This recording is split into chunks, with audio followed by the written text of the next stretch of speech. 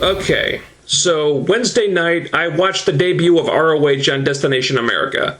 And I haven't watched ROH in a long time, but the show is paired with Impact now. It's the network's big weekly night of wrestling. I figure there's no reason not to give it a shot. It's a shame they couldn't have done a live episode. This felt like a show that was taped before the Destination America deal was made, so they couldn't do a show that was a better jumping on point for new viewers. It was okay. The production was better since the last time I saw it. It was a good wrestling show, but that's really it. There were no storylines or fun characters to get interested in. It was a bunch of matches, and overall just completely wrestling-centric. And the wrestling was quality, but it didn't seem like they were interested in much else, which is why I stopped watching ROH in the first place. Now, if straight-up wrestling is what floats your boat, more power to you. It's just not really what I'm looking for. Me personally, I like to see more focus on storylines and characters because that's what makes the matches mean something to me. I'm not going to bash the show, it's just different strokes for different folks. Speaking of which, the main storyline on Impact this week was a good example of stuff that I look for in a wrestling product. And the opening segment, good lord. Whoever was responsible for this segment, give that person a raise because this was fucking genius. They have EC3 holding this big celebration for himself finally being ranked #1, with the Barbershop Quartet singing an a cappella version of his theme song.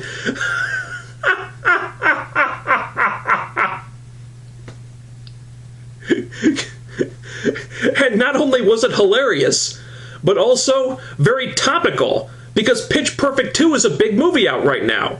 See, this is the kind of socially relevant stuff that wrestling companies ought to be doing more of. That's our Lord of Wrestling EC3, setting an example that everyone in the business should follow. Shut up and follow me. So you've got this incredibly entertaining segment here with EC3 claiming to be the #1 contender, and then Angle putting the brakes on because it's Destination X time, and that means that Rockstar Spud may have dibs on that title shot, which EC3 is obviously not going to be happy about for a number of reasons. This leads us to Spud, and I really like what they did here. Because for once there seems to be some genuine uncertainty, with Spud really unsure if he wants to cash in Option C. He worked 14 years to become the X Division champion, and it's like a 1 in a million chance that he could beat Kurt Angle. But when else would a guy like him get a shot like that? His indecision makes a lot of sense. And one of these days, there's going to be a good story to tell with an X Division champion who chooses not to cash in Option C so he can keep the X Division title and make that belt mean something because it's that important to him. Under different circumstances, I thought Spud might have been the guy to do that story with. They did a really good job teasing it here, and it would have made sense for Spud to keep the title had EC3 not come out when he did. But then he gets Spud so fired up and so pissed off that Spud ends up going for the shot at Angle largely out of spite. He's doing it because he knows EC3 can't stand to see it. And then there's the big twist when Aries comes out and says that he's cashing in his Feast or Fire title shot on the winner of Angle Spud next week. Now you've got EC3, who is ranked #1, who thought he had the next title shot in the bag, suddenly finding himself third in line.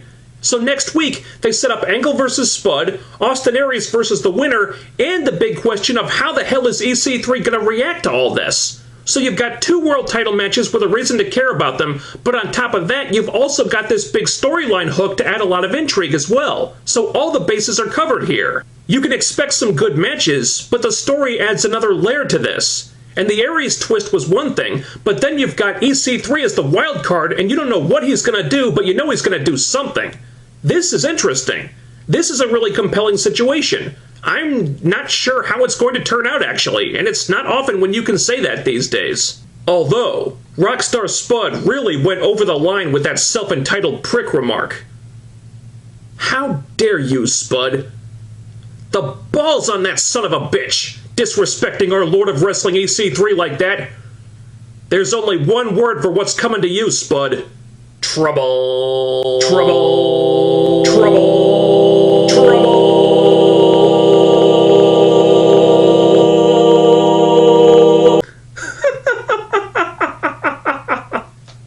Sadly, not every storyline was as good as this. The storyline I had previously called the best on the show went a bit pear-shaped this week. Mickie James shows up for that meeting in Nashville. Turns out it's just James Storm there who wants her to forget about her fiancé Magnus and join the revolution. So we've got this character in James Storm, who until now had been really smart and really cunning, and had been running circles around Mickie and Magnus in this mental chess game, trying to recruit Mickie into his faction that is already on its last legs, in such a way that it was blatantly obvious that she would say no. And I have no idea what made Storm think she wouldn't. He lies to her about this big career opportunity that she was excited about, then asks her to forget about the man she loves and join his group of bad guys, and to the shock of no one, it doesn't work. I don't think Storm thought this through very well. And what was his plan if Mickie was pissed off about there being no meeting about her career? He didn't seem to have one, which completely goes against the way Storm's character has been portrayed in this angle so far. So when Mickie inevitably turns him down, Storm figures, screw the mental manipulation, which had been working great until I fucked it up. I'll just murder Mickie instead. Say what? I'm not even exaggerating about this. Storm pushes Mickie off the platform onto the train tracks. If she landed wrong, she's seriously injured. If a train comes along, she's dead. What?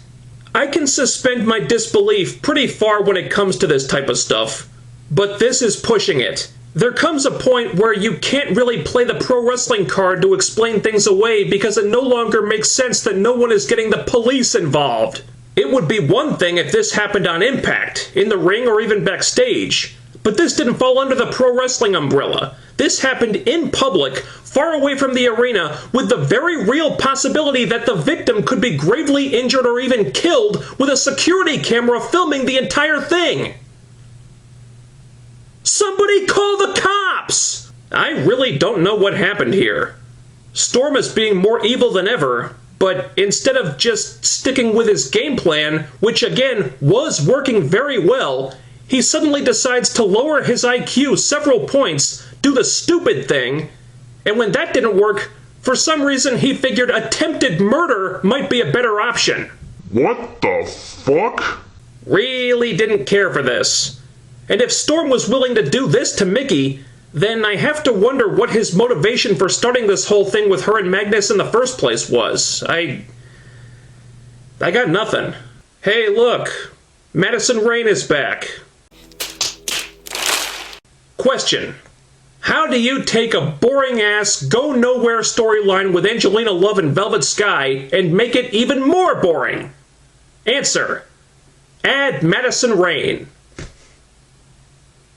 For God's sake, TNA.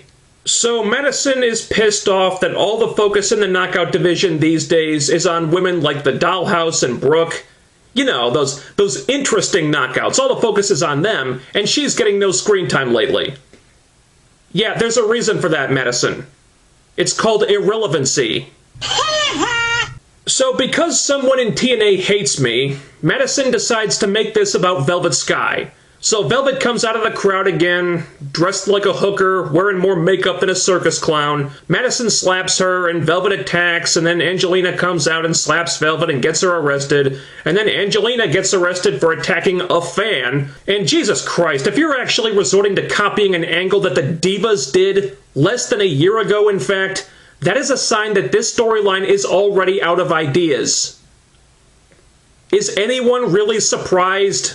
No, no, no. Every time I think this couldn't get more pointless, it does. You know why this angle doesn't work? Because it's just another installment in a long line of retreads with these characters. Velvet, Angelina, Madison too, they were all associated. They were tied together in some way, shape, or form for a very long time, and now it's just really fucking old. If they fight, if they get back together, I don't care anymore. We've already been through this before, and I didn't like it then either. This horse has been dead for years now, and they just keep beating it. If you don't have something different for these characters, then just don't put them on the damn show. You're not going to create any renewed interest in these three by putting them in another angle together. That's the whole problem. If anything, they need to stay away from each other. You know why the Dollhouse is getting so much attention right now? Because the Dollhouse are new and fresh and doing interesting things and having matchups that we haven't seen before and not just rehashing the same tired old crap we've been seeing for years. The writers' attempts to milk something new out of this situation have just been sad. We're gonna repackage Velvet Sky and have her try to act like some kind of badass anti-hero, even though that's so far out of her wheelhouse it's embarrassing, and have her beat up men that are twice her size no matter how ridiculous it looks. And we're gonna give her the Stunner, a move she can't even execute properly, and just hope that people don't laugh at it. And this is supposed to make Velvet an interesting character again.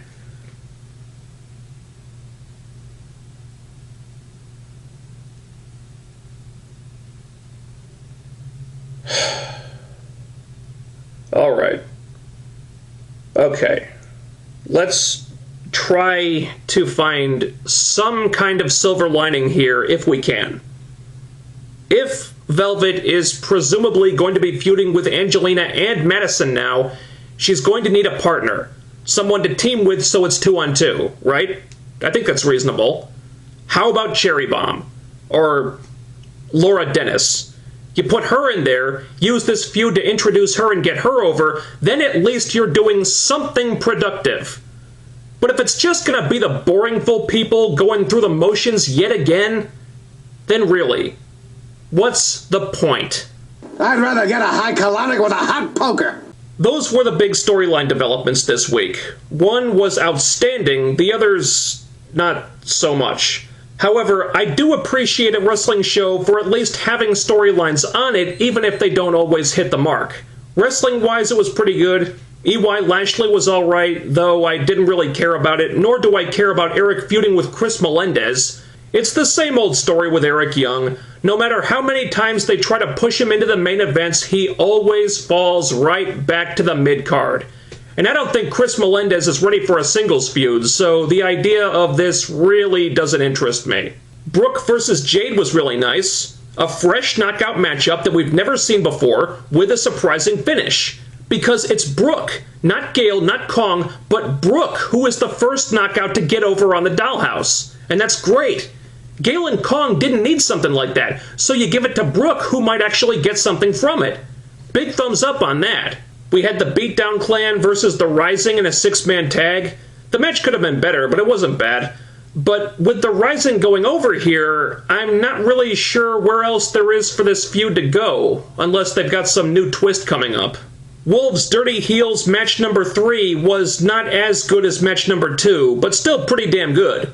And we got the development of Rude finally becoming a dirty heel in more than just name. And with that, we officially welcome Bobby Roode back into the realm of characters who actually have honest-to-God personalities. Thank you very much, Austin Aries, for helping out with that. Yes! And for a main event, we had Kurt Angle and Rockstar Spud versus EC3 and Tyrus. I'll give you one guess who the weak link in this match was.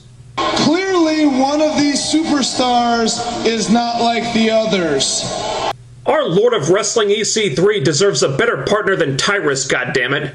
Not a match of the year contender or anything, but it was okay, I guess. And there was something very satisfying about watching Tyrus get pinned by Rockstar Spud, even though Spud still has a savage beating coming to him for that self-entitled prick thing. I'm on a hell of a lot of fucking Jägermeister! I would be too if I was in your shoes and knew what kind of beating I was in for, Spud. You brought this on yourself. A pretty decent show for wrestling. For storylines, this Impact was terrific in some ways, not so great in others, but they did set up a really big angle potentially with EC3 next week, which could be great if they pull it off, and I'm actually pretty excited to see what he's gonna do. So while I'm not making any excuses for the James Storm misstep and the Velvet Sky stuff, I think the positives outweighed the negatives here. Over. Out.